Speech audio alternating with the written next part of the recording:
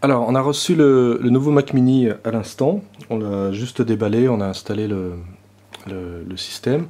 Donc, juste pour voir un petit peu à quoi il ressemble.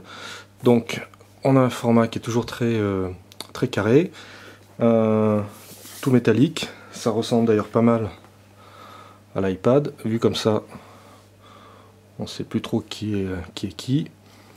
Donc, il y a vraiment une unité de design. Alors la partie la partie avant, des bords qui sont toujours assez tranchants. La partie arrière avec les connecteurs. Donc ici, puisque l'alimentation était intégrée, on a une sortie pour la ventilation. On l'a pas fait tourner très longtemps, on a juste regardé un peu une ou deux vidéos sur YouTube. On sent que le disque dur crépite un peu, on l'entend, il y a un petit crépitement.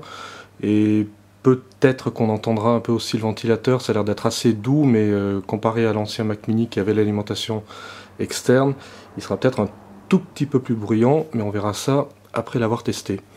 Et on a ici, autre nouveauté, le lecteur de carte SD.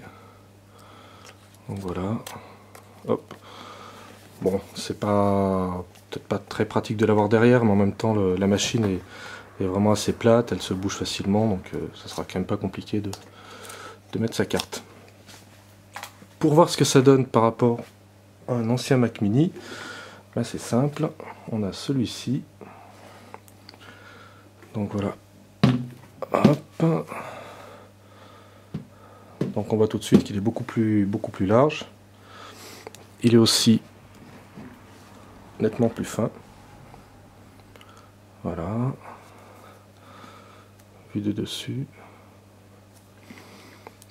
Et en fait, pour voir, si on veut vraiment se rendre compte des nouvelles dimensions, si vous avez une time capsule, vous savez à quoi ressemble le nouveau Mac Mini.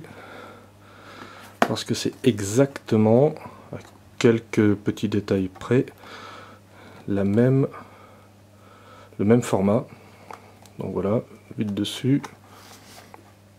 Si on met le Mac Mini par-dessus, on a vraiment les mêmes dimensions.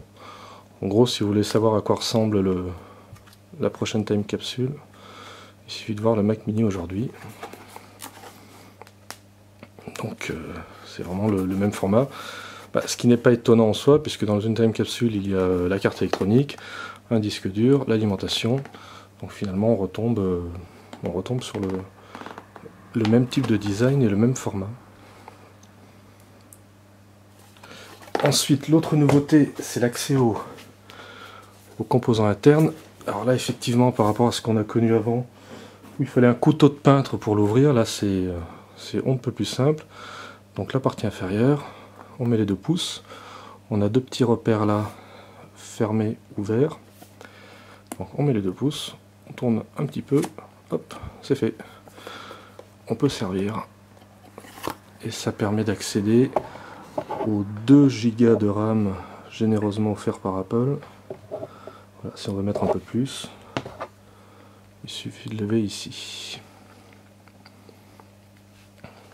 Et pour refermer, donc on cède avec le petit repère. Alors là, c'est presque même plus difficile à refermer qu'à ouvrir. Et voilà, un petit coup, hop, hop, hop, hop, et c'est fait. Et en fait, le Mac Mini repose sur cette surface, il est un petit peu surélevé en fait. Bon, c'est léger, mais voilà, ça sert à la fois de porte d'accès et de petits supports pour le Mac Mini. Puis il y a toujours une belle finition, un design ultra simple.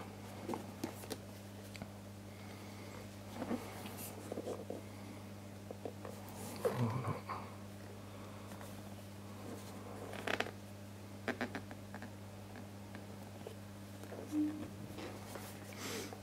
Avec l'ancien.